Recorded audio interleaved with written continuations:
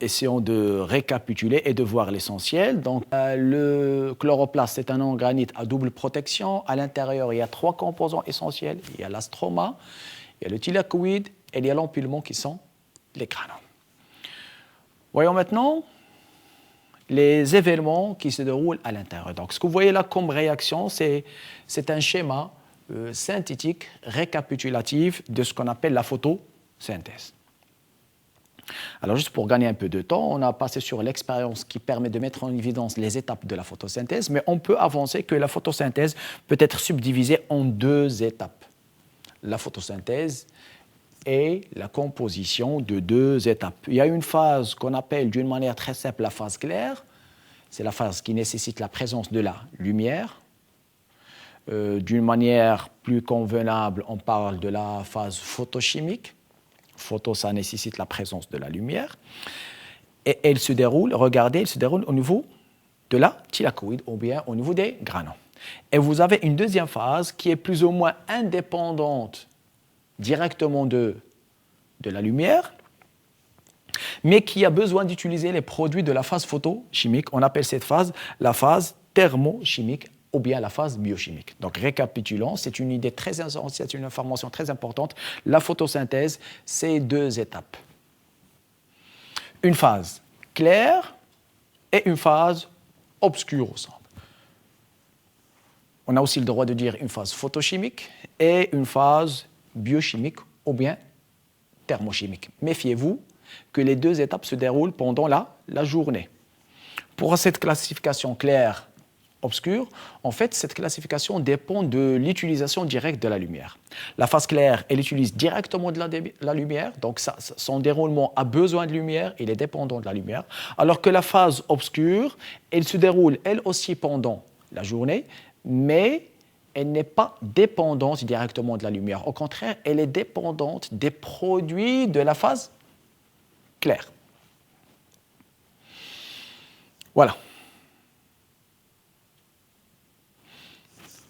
On passe maintenant à la mise en évidence de ce qu'on appelle les pigments chlorophylliens. C'est quoi par définition un pigment chlorophylien? C'est une substance colorée qui va assurer l'essentiel de la photosynthèse. Pigment, coloration, photosynthétique, c'est qu'elle intervient dans la photosynthèse. Je vous rappelle brièvement, on va voir cela en détail en séance de TP, comment peut-on extraire la chlorophylle ou bien la chlorophylle brute. Donc on a besoin de feuilles vertes, on a besoin de mortier, on a besoin de solvants organiques, puis on va mordre le tout dans ce mortier et extraire ce qu'on appelle la chlorophylle brute, dont on peut séparer les composants par la chromatographie sur papier. Donc là, vous avez le résultat d'une chromatographie sur papier et on voit clairement la présence de 4 taches de coloration différentes. Ça prouve quoi? Ça prouve que les pigments chlorophylliens, ils sont de différentes natures. Au moins, on peut distinguer 2 classes. Les chlorophylles, avec la chlorophylle B et la chlorophylle A, et puis vous avez les caroténoïdes, avec le xanthophyle et la bêta-carotène. En termes de pourcentage, donc la chlorophylle A, c'est la plus abondante. À elle seule, elle représente presque les 3/4. Puis vient la chlorophylle B, et puis les caroténoïdes, dont le pourcentage ne dépasse pas les 20%, que ce soit pour la bêta-carotène ou bien pour la xanthophyle. Maintenant, on va se poser la question suivante. Quelle est la propriété essentielle de chacun de ces pigments chlorophylliens? Donc, qu'est-ce qu'on va faire? En fait, on va utiliser chaque pigment isolé d'une manière individuelle et on va le soumettre à un spectre de lumière visible. Ça veut dire spectre de lumière visible. Donc, on va prendre des rayons lumineux avec des longueurs d'onde différentes, du 400 nanomètres au 800 nanomètres. C'est ce qu'on appelle le spectre visible. Donc là, vous avez les ultraviolets et de l'autre côté, vous avez les infrarouges. Et puis, on va constater, on va mesurer la quantité de rayons lumineux absorbés selon la longueur d'onde. Essayons de voir cela pour la chlorophylle A. Donc, je prends la chlorophylle A. Vous avez là cette petite courbe, l'équivalent de ce qu'on appelle un spectre d'absorption. Un spectre d'absorption. Par définition, c'est quoi un spectre d'absorption? C'est le pourcentage d'absorption des rayons lumineux par la chlorophylle A selon la longueur d'onde. Est-ce que la chlorophylle A absorbe tous les rayons lumineux, quelle que soit leur longueur d'onde? Bien sûr que non. Ça se voit clairement que non. Donc on voit qu'il y a deux pics, un premier pic, d'accord, et voilà, un deuxième pic qui correspond à l'absorption maximale. Donc on a le droit de dire que la chlorophylle A, elle absorbe essentiellement au niveau du bleu-violet et aussi au niveau, d'accord, aussi au niveau des rayons vers le 680, vers le 700. Donc c'est essentiellement du bleu-violet et aussi du jaune-orange, d'accord? Quels sont les rayons les moins absorbés?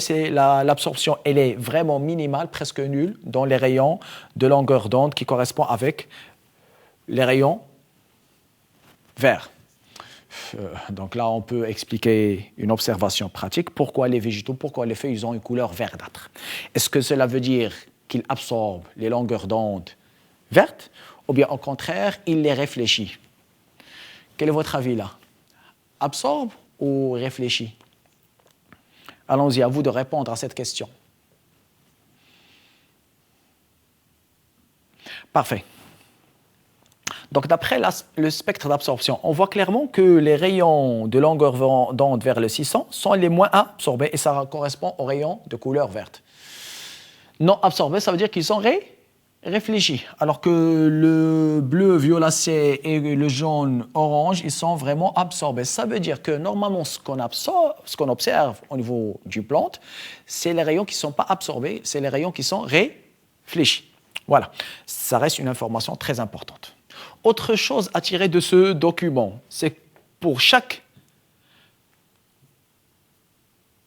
rayon, pour chaque pigment, on a un spectre d'absorption. Donc, le spectre d'absorption, c'est particulier à chaque pigment chlorophyllien. Il est particulier à chaque pigment chlorophyllien, d'accord? Par exemple, pour les carotènoïdes, donc l'absorption, le pic d'absorption est essentiellement du bleu. C'est pour cela qu'ils ont cette couleur violacée. Voilà.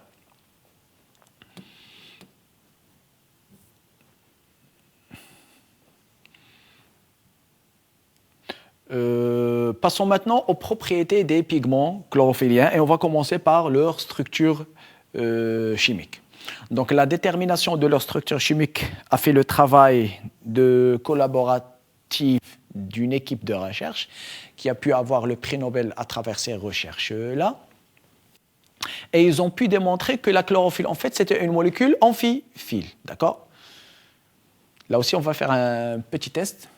Quelle est la définition exacte d'une molécule amphiphile? Une molécule amphiphile, ça veut dire qu'elle a un pôle hydrophile et un pôle hydrophobe. Ou bien une molécule amphiphile, ça veut dire qu'elle a deux pôles qui portent la même charge. Ou bien une molécule qui a deux pôles qui ont une charge négative. Quel est votre avis là? Je sens que vous avez déjà vu cela en S1, cours de biologie cellulaire.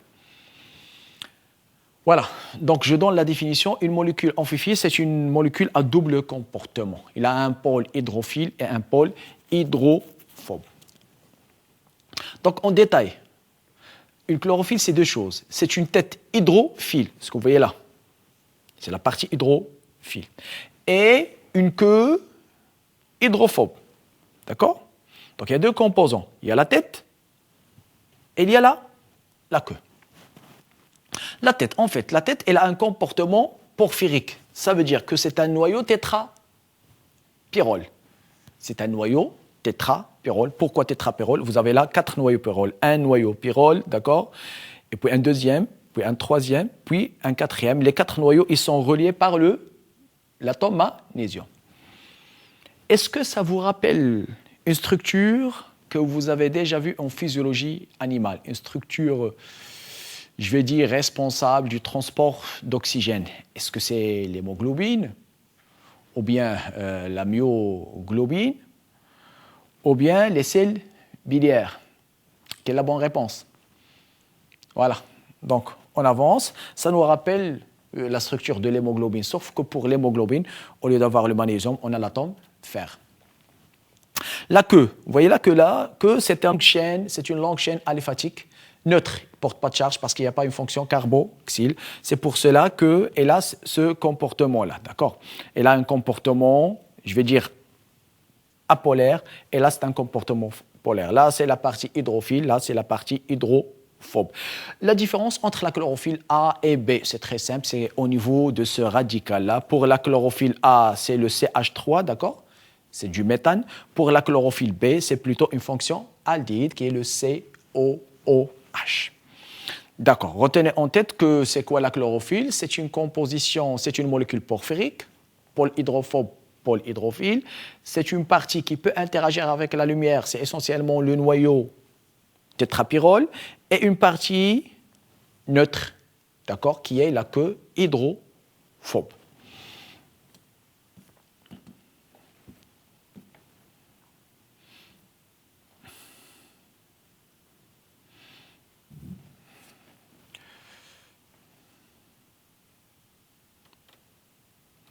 Je m'excuse, voilà. Donc, je reviens là où on était. On a dit que la chlorophylle, c'était que la photosynthèse se déroulait en deux étapes. Voilà. Pour les caroténoïdes, la bêta-carotène, les xanthophylles, ils ont une structure complètement différente. C'est essentiellement des unités isoprènes qui se répètent. Vous avez là une unité isoprène. Les isoprènes, je vous rappelle que c'est une molécule qui fait partie des lipides. Ça ressemble plus ou moins aux médiateurs d'inflammation tels que la prostaglandine, l'acide arachidonique, d'accord? Donc, c'est des unités isoprènes qui se répètent et qui se terminent par deux noyaux. Donc, c'est une structure complètement différente. Si on essaie de compter le nombre d'unités isoprènes, on a presque 8 unités isoprènes, d'accord? Et il se termine par un noyau. Donc là aussi, il y a le double comportement hydrophile et le comportement hydrophobe.